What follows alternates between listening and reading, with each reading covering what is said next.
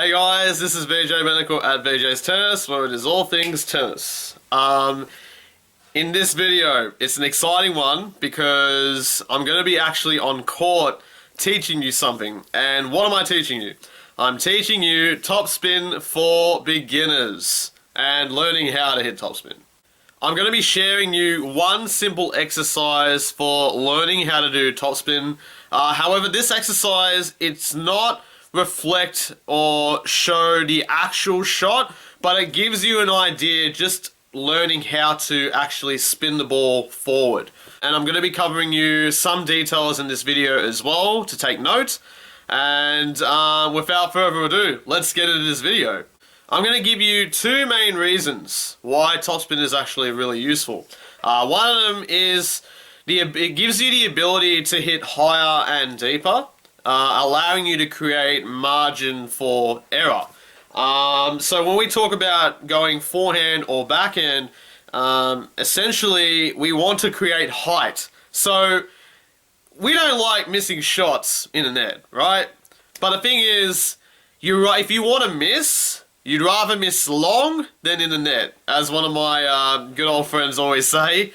So that's the first reason. The second reason for the use of topspin is also it's really useful for tactical situations. Like, you can make height, you can create angles, you can have the ball spinning away from the opponent. So there's a few things in tactical sense that also is very beneficial. Topspin is definitely used for forehand, backhand, and serve. However, serve is known as a kick serve. That's a completely different story.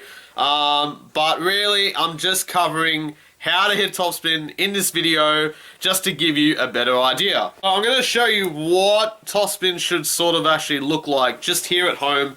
I will be on court very soon, so stick around. So topspin, the swing path is always going to be low to high. Okay, it's not high to low. Otherwise, you're hitting a slice, which slice we're not going to be talking about in this video, like I said. So the topspin, how it works or how it's generated is when the racket tip or the head.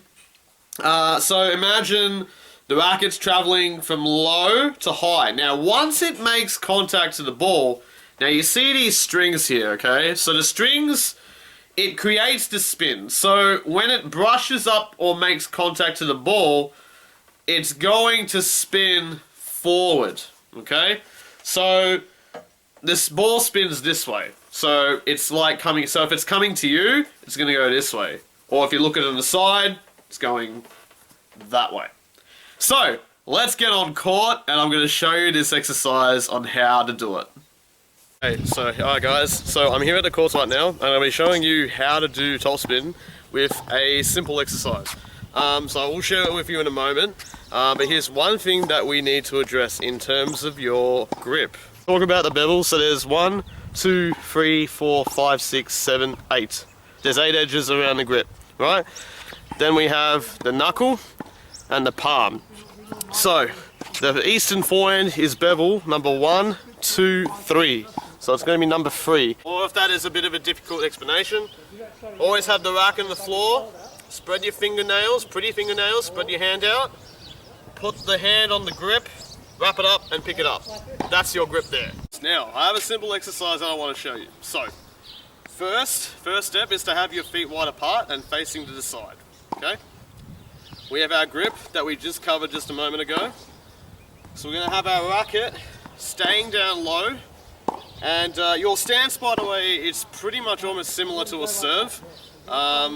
So what we're going to have is our racket, or the tip of the racket, staying down low. Okay? Then from here, what we're going to do from here is we're going to make sure our feet is kind of step forward a little bit more. Then we're going to have our red ball. So reason why we have the red ball is because you'll be able to see the ball spin.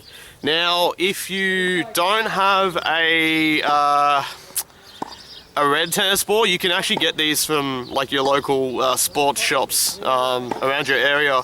And these are pretty cheap. Like you can probably get them for like $9 for 3 red balls. And these are red compression balls, which basically has 25% of air in them. Whereas the normal balls, like the yellow ones, they are like 100%. But why I use this is because it actually spins quite a lot, and you can actually see it visibly spinning. So, anyway, going back to the exercise. The racket tip is going to stay down low. We're going to stay side on. Make sure our feet's just about shoulder width. And then from here, we're going to have the red ball in our left hand, and we're going to hold it to a 45-degree angle. Then I'm going to drop, and then we're going to go low to high, and you'll see the ball spin. Now, I'll show it to you again. So, step 1, face side on, feet apart.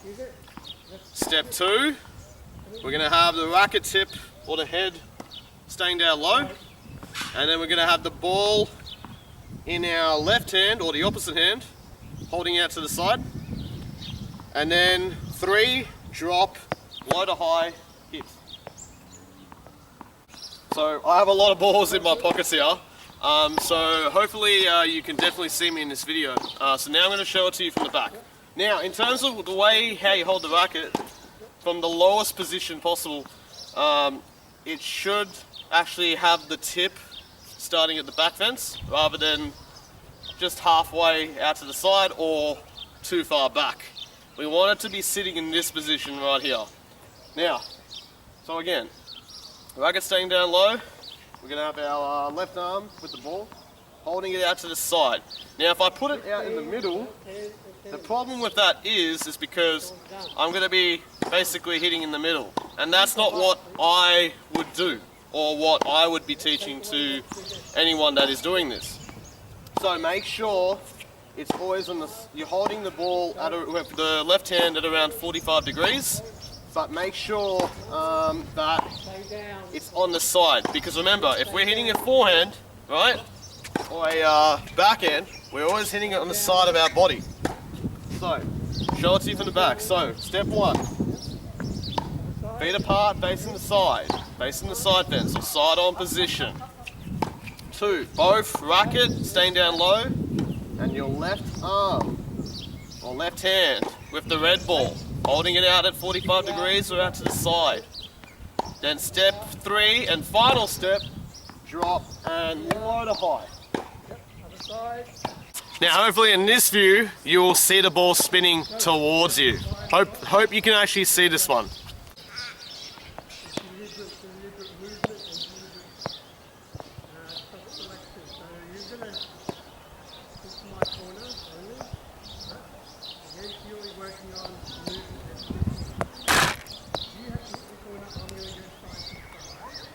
Hopefully you enjoyed that video, and also in terms of how young I would teach topspin, it would be not only dependent on the level of the player, but the youngest I would go probably 8 or 9 years younger, 8 or 9 years old.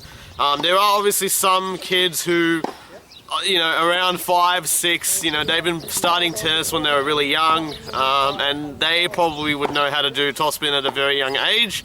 Again, it's all dependent on the level. Now, the reason why I don't teach it younger than 8 years old, or maybe 9, is because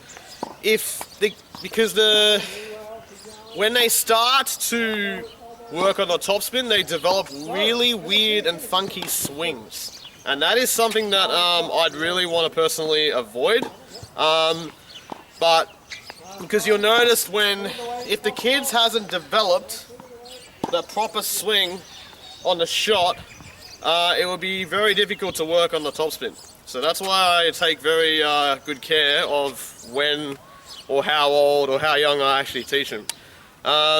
So it all depends on the technique of their swing as well too. So I do not want to develop any weird funky swings, but yeah.